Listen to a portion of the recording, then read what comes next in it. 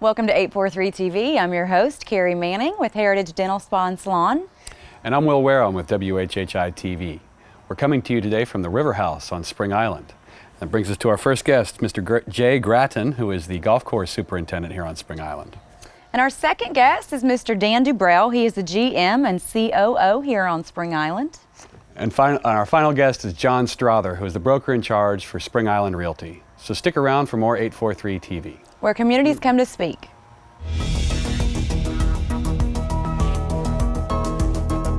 .843 TV, where Bluffton comes to speak. Where Spring Island comes to speak. Where Hilton Head Island comes to speak. Where Beaufort comes to speak.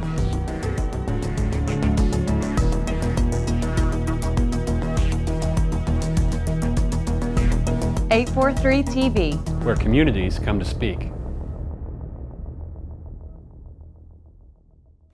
Welcome to 843 TV. We're now joined by Jay Gratton, who is the golf course superintendent here on Spring Island. Jay, thank you very much for joining us today. I appreciate you having me. Absolutely. So we've had the opportunity to take a look at the golf course. It's the old Tabby Links, right? That's correct. That's certainly one of a kind golf course. And I understand you went through some pretty extensive updates that took place a couple of years ago. Can you take us through that? Yeah, we did. It was back in 2012. The golf course had turned 20 years old, and there's a lot of things that started to deteriorate over time. Sure. And the irrigation system was kind of the biggest factor of us trying to do something. So then we decided if we're going to redo the irrigation system, we might as well tweak the golf course a little more. So we got the Palmer Course Design Company to come in. Okay. And they originally did the golf course, so we wanted them to come back and do the changes and stuff. So we did a lot of great things on the golf course. We redid all the greens, redid all the bunkers, changed a few tees around, and just kind of updated the golf course from what it was, and also with the irrigation system. So now we're kind of back up to, updated standards or modern standards of where we should be. How long did that take? It took about 7 months to complete. Okay. And from the time we shut it down by the time we opened back up. So it was a long summer. Well, absolutely. And I mean, golf is an important part of residents' life down here in the Lowcountry, isn't it? It is. It's a very important part, and I think that's one of the main reasons people come down here, obviously, for not just golf course on Spring Island, but it's a main concern for them. Absolutely. Jay, the nature component's a really important part of the community. It's also an important part of the golf course, I understand. And I understand there's a lot of native plants on the golf course. Can you tell us about it? Yeah, it is. We try to blend the golf course in with nature. So it's a walk in the park almost, a walk through nature with the golf course. When we did the redo in 2012, we took out over 20 acres of turf. And when we took out that 20 acres of turf, we changed all that turf into native plants, a lot of sandy areas, a lot of native different, just trying to get, just trying to help things kind of blend a little better than we did before. So it kind of made that, so with all these native plants and stuff, it just kind of makes it more looking, here on the coast, more beachy looking, more linksy looking and stuff. So that's what the biggest part of it was. Cool.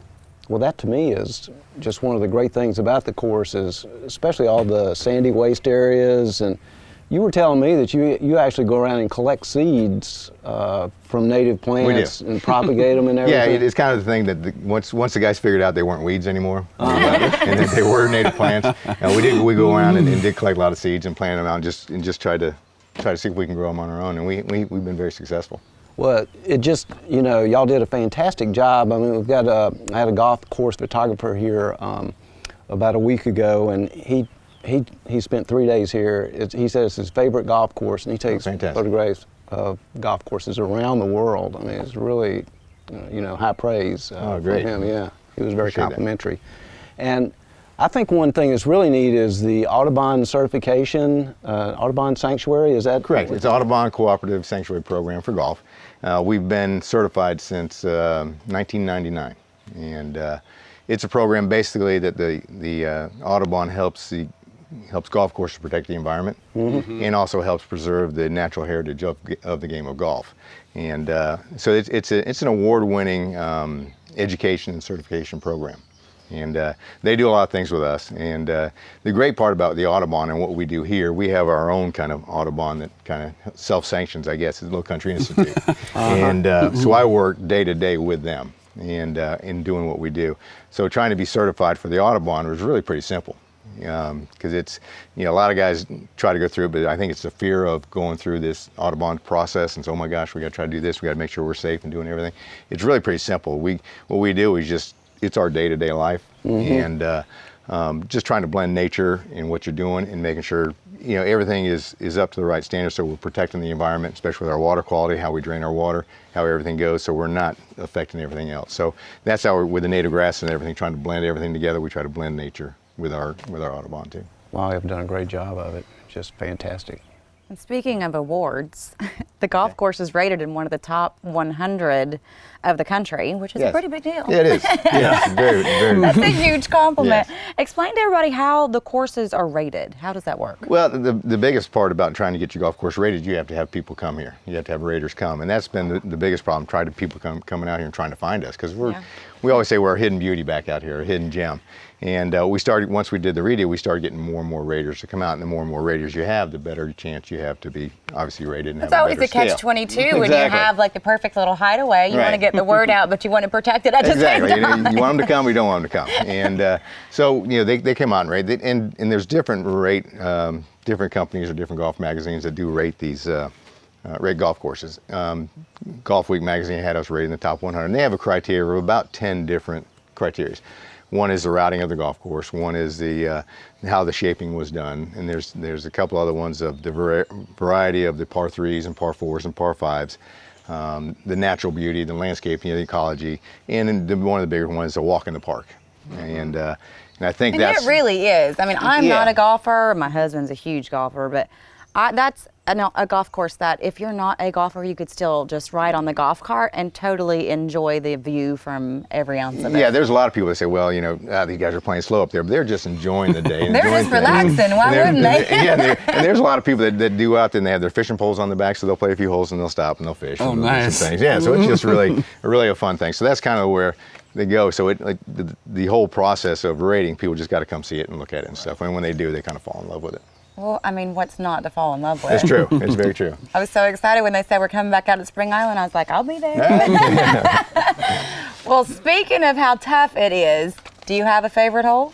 Yeah, good question. I think that 17 is our traditional signature hole and stuff. So I'm gonna go with hole number 11, and I think hole number 11 has two sets of tees, so there's two different angles, and so you get two different views from whatever set of tees, from the right side or left side, and it's totally completely different. During the redo and the change, we really changed that one hole the most. I think that was the most drastic change and stuff. And there's a lot of bunkering, the shaping, everything, the shadows and stuff at night or early in the morning and stuff really sets that one off. So I think that's my favorite one.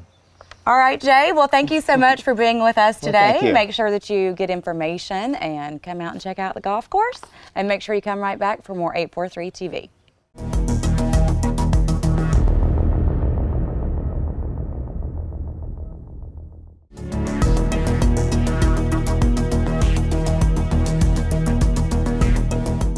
Welcome back to 843 TV. We're here now with Mr. Dan Dubril. He's the GM and COO here at Spring Island. How are you? I'm doing great. So you're kind of new. A little bit. A little bit. So when did you begin at Spring Island, and share a little bit of your background? Well, great. Well, thank you very much for having me here today, and welcome back to Spring Island. I've been here since mid-March, and it was actually a dream come true for me. I worked on Hilton Head for about 6 years, back from 2000 2006 as the general manager at Country Club of Hilton Head. And I've been in the club business my entire life. I grew up at a club in Northern Virginia. My mom was a membership director. My dad was president of the club. And I've been involved and around clubs my entire life, washing dishes when I was 13. I like to say I'm just a glorified bartender. But You've worked your way up the ranks, obviously. I kind of worked my way up the ranks. I love what I do. I have a real passion for what I do. And I think that's why I think I've been successful. But I spent a couple of years at Virginia Tech. I was going to go in the military. That didn't work out. That wasn't really for me. Too many rules. And so I finished up at Appalachia State on my own and put myself back through school. Got married, have 3 children, 25, 19, and 18. And I just love what I do. And when the opportunity to come to Spring Island came on, I just couldn't pass it up. Of all the beautiful communities down here in the Low Country, this is the only one that's ever stood out to me. And so I couldn't pass up the opportunity, and it worked out great. Well, I can understand why you didn't want to pass it up. It'd be hard to. In the 3 months you've been here, Dan, what struck you most about Spring Island, or what have you enjoyed most about? You know, it's really learning something new every day. You know, this isn't your typical country club community. It's so unique and so diverse, and I can literally walk out the door and discover something. And it is literally not a treasure hunt because it's in front of you. You just have to recognize it. Yeah. And, but it's really remarkable, and the team here is just absolutely spectacular. There's so much tenure that goes back to, you know, the 80s and 90s, well before Spring Island was really Spring Island. And the tenure, just imagine the service staff is, you know, well over 100 years. And in the hospitality business, to say that, it says something about a community. Yeah. Yeah, Dan, we all know that Spring Island has world-class amenities, and its natural beauty is unmatched out here. What do you think the biggest asset is out here? Well, in any community, it has to be the staff, the team, the leadership team. The leadership team here is absolutely remarkable. One of the reasons I took this position was because of the team. I had an opportunity to sit down with them for an hour and a half and just talk about where they are and where they're going and what their passion was. And they appreciate the island. I drove around with Jay, and you know, one of the unique things about our community is we have these speed limit signs, you know, and it's 27 miles an hour, 25 miles an hour, and because it is what we are, and that was something that I recognized as I put it on cruise control and go 25 miles an hour. But you know, you think about Jay, who's been here 18 plus years. You think about Billy Sampson, the director of golf, who's been here over 20 years. You know, Doug Gaddy, our facilities manager, Tammy, you know, our director of wellness, Johnny Taylor, 28 years. I mean, Well, why would you want to leave? Yeah. It truly is one of the nicest communities, because people, I think one of the biggest misconceptions is that people assume that it's closed and kind of standoffish, and it's absolutely the opposite of that. Absolutely. It's the community is so diverse and so unique, and the membership here is just remarkable. You know, you leave a club in the mountains where I came from, and it was a southern-based club, and you come to a club that's basically full of northerners. Yeah. and I love them both. My dad's from Connecticut, my mom's from North Carolina, so I'm kind of halfway in between. But it's just a really special place, and they really, really care about the island. They really do, and you can tell. Mm-hmm. So Dan, can you share with us some of the new ideas, management style, or new team members you may be trying to implement here during your time? Yeah, absolutely. You know, my management style is very open and engaging. That's what I love about this business, is just being around people. The other aspect, sitting in my office and doing paperwork, is not what I enjoy at all. Especially when you have a venue like this. I have Mickey, my golden doodle, is here with me, and he and I walk out every afternoon. We come out here on the deck and we walk down by the water, and really enjoy it. From the staff standpoint, I haven't tried to introduce anything new yet. I'm still too new. Right. But there's one thing that helps develop a culture, and that's, you know, the appreciation and recognition of our employees. Mm-hmm. And we do an employee appreciation luncheon once a month. We bring in pizza. Last month we had Jersey Mike subs, and we had 70 to 80 of our staff in. And one thing that we try and do is recognize them for all their hard work. And I have each of my department heads take a moment to recognize a specific staff member and that have created a magic moment at the club. Absolutely, so, building a little morale. Absolutely, and it's an important part. It's just a collection of magic moments that creates a member's experience. So. I had brought on 2 new folks. There were 2 open positions when I got here. Ron Dietrich came in from the mountains with me. He's our new assistant food and beverage manager, or beverage manager.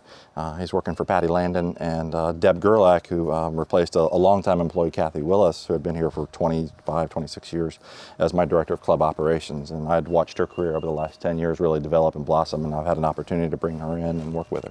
Nice. So, well, speaking of magic moments, we learned that the Spring Island Club is a Distinguished Emerald Club recipient. Can you explain a little bit about this designation? Absolutely.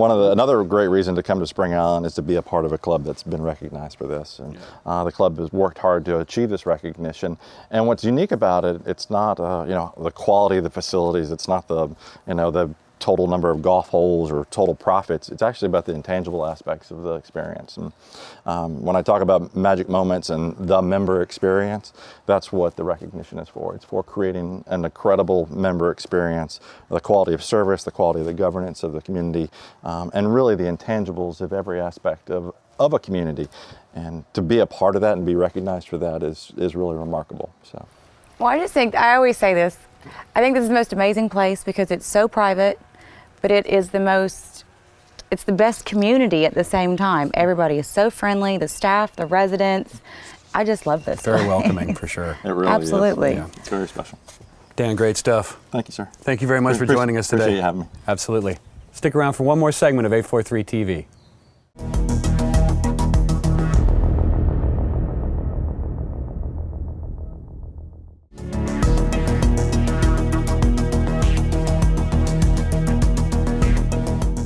Welcome back to 843 TV. We're now joined by John Strother, broker in charge for Spring Island Realty. Thank you very much for joining us today, John. Thanks for having me. Absolutely. So I understand that you've got several cottages on the island and have recently branded them as the Cottage Collection on Spring Island.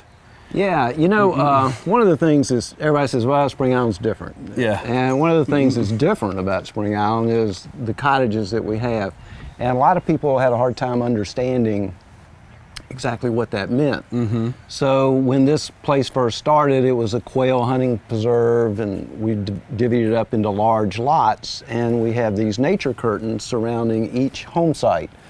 So one person can't see what the other person has done, and from the road you can't see homes.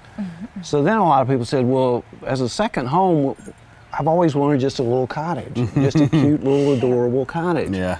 And so Historical Concepts in Atlanta in particular started designing cottages for a lot of people and putting these little jewel boxes out there. And they're on marsh lots, golf lots, lake lots.